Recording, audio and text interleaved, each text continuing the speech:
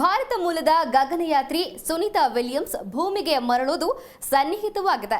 ಸುದೀರ್ಘ 9 ತಿಂಗಳ ಕಾಯುವಿಕೆಗೆ ಅಂತ್ಯ ಹಾಡುವ ಸಮಯ ಬಂದಿದ್ದು, ಅಂತೂ ಇಂತೂ ಸ್ಪೇಸ್ ಎಕ್ಸ್ ಕ್ರೂ 10 ಬಾಹ್ಯಾಕಾಶ ತಲುಪಿದೆ. ಇದೇ ಮಾರ್ಚ್ 19ಕ್ಕೆ ಬಾಹ್ಯಾಕಾಶದಿಂದ ಗಗನಯಾತ್ರಿಗಳು ಮರಳಲಿದ್ದಾರೆ. ಹಾಗಿದ್ರೆ ಹೇಗಿರಲಿದೆ ಆ ರಣರೋಚಕ ರಿಸ್ಕಿ ಆಪರೇಷನ್? ಬನ್ನಿ ನೋಡೋಣ. ಸುನಿತಾ ವಿಲಿಯಮ್ಸ್ ಭೂಮಿಗೆ ಮರಳುವುದು ಸನ್ನಿಹಿತ. ಸುದೀರ್ಘ 9 ತಿಂಗಳ ಕಾಯುವಿಕೆಗೆ ಅಂತ್ಯ ಹಾಡುವ ಸಮಯ. ಅಂತೂ ಇಂತೂ ಬಾಹ್ಯಾಕಾಶ ತಲುಪಿದ ಸ್ಪೇಸ್ ಎಕ್ಸ್ ಕ್ರೂ 10. ಸ್ಪೇಸ್ ಎಕ್ಸ್ನಲ್ಲಿ ಅಂತಾರಾಷ್ಟ್ರೀಯ ಬಾಹ್ಯಾಕಾಶ ನಿಲ್ದಾಣ ತಲುಪಿದ 11 ಸದಸ್ಯರು. ಮಾರ್ಚ್ 19ಕ್ಕೆ ಬಾಹ್ಯಾಕಾಶದಿಂದ ಮರಳಲಿದ್ದಾರೆ ಗಗನಯಾತ್ರಿಗಳು.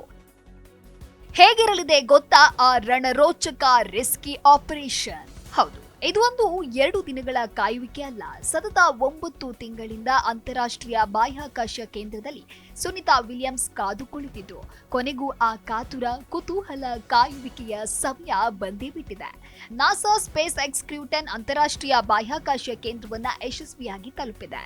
ಹೌದು, ಮಾರ್ಚ್ 16 ಭಾನುವಾರ ಭಾರತೀಯ ಕಾಲಮಾನ ಬೆಳಗ್ಗೆ 9:40ಕ್ಕೆ ನಾಸಾ ಸ್ಪೇಸ್ ಎಕ್ಸ್ನಲ್ಲಿ ಪ್ರಯಾಣಿಸಿದ ಕ್ರೂ 10 ಸದಸ್ಯರು ಅಂತಾರಾಷ್ಟ್ರೀಯ ಬಾಹ್ಯಾಕಾಶವನ್ನ ತಲುಪಿದ್ದಾರೆ. ಸ್ಪೇಸ್ ಎಕ್ಸ್ನ ಡ್ರ್ಯಾಗನ್ ಸ್ಪೇಸ್ ಕ್ರಾಫ್ಟ್ ISSಗೆ ತಲುಪಿದ್ದು, ಸುನಿತಾ ವಿಲಿಯಮ್ಸ್ ಹಾಗೂ ಬುಚ್ ವಿಲ್ ಮೋರ್ ಸಂಭ್ರಮದಿಂದ ಸ್ವಾಗತ ಮಾಡಿದ್ದಾರೆ. ನಾಸಾ ಸ್ಪೇಸ್ ಎಕ್ಸ್ ಕ್ರೂ 10 ಮಿಷನ್ನಲ್ಲಿ ಒಟ್ಟು 4 ಗಗನಯಾತ್ರಿಗಳು ಭಾಗಿಯಾಗಿದ್ದಾರೆ. ನಾಸಾದಿಂದ ಆನೆ ಮೆಕ್ಲೇನ್, ನಿಕೋಲಾಯಸ್, ಜಪಾನ್ನ ತಕುಯಾ ಒನಿಶಿ ಮತ್ತು ರಷ್ಯಾದ ಕಿರಿಲ್ ಟೆಸ್ಕಾವ್ ISS ನಿಲ್ದಾಣವನ್ನ ತಲುಪಿದ್ದಾರೆ. ಸದಸ್ಯರು ISS ತಲುಪ್ತಾ ಇದ್ದಂತೆ ಸೆಲೆಬ್ರೇಷನ್ ಮಾಡಲಾಗಿದೆ. ಸುನಿತಾ ವಿಲಿಯಮ್ಸ್ ಸೇರಿ ಎಲ್ಲ ಗಗನಯಾತ್ರಿಗಳು ಗ್ರೂಪ್ ಫೋಟೋಗೆ ಪೋಸ್ ಕೊಟ್ಟಿದ್ದು, ಸಂತಸದ ಈ ಕ್ಷಣಗಳ ವಿಡಿಯೋ ನಾಸಾ ಹಂಚಿಕೊಂಡಿದೆ.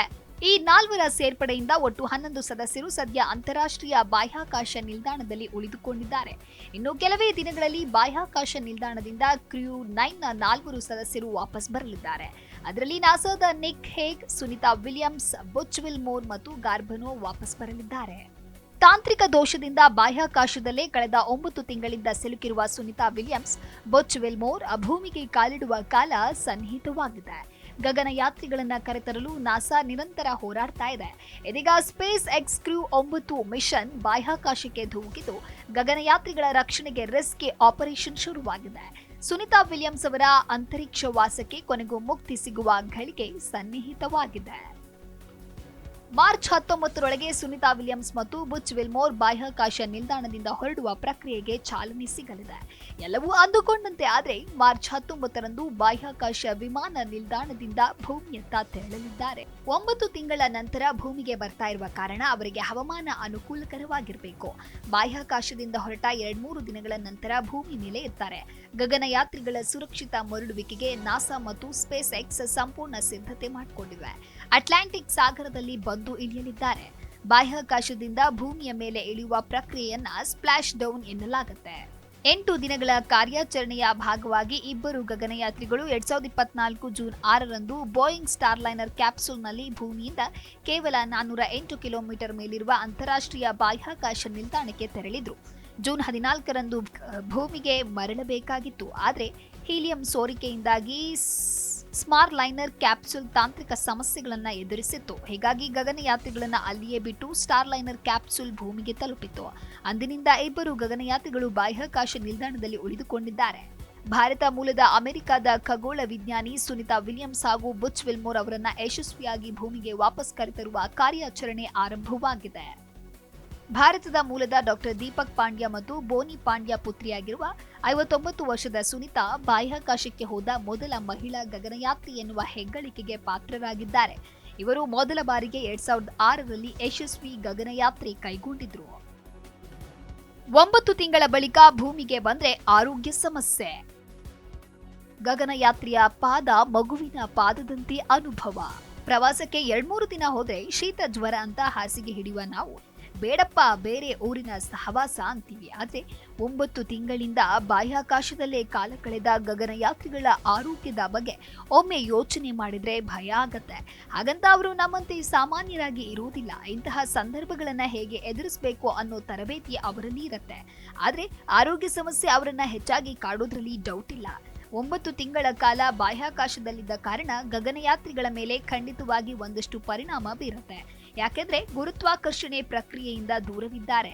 ಭೂಮಿಯಿಂದ ಹೊರಬರ್ತಾ ಇದ್ದಂತೆ ಎದುರಾಗುವ ದೊಡ್ಡ ಸಮಸ್ಯೆ ಅವರ ದೇಹ ಭೂಮಿಯ ಗುರುತ್ವಾಕರ್ಷಣೆಗೆ ಹೊಂದಿಕೊಳ್ಳೋದಾಗಿದೆ.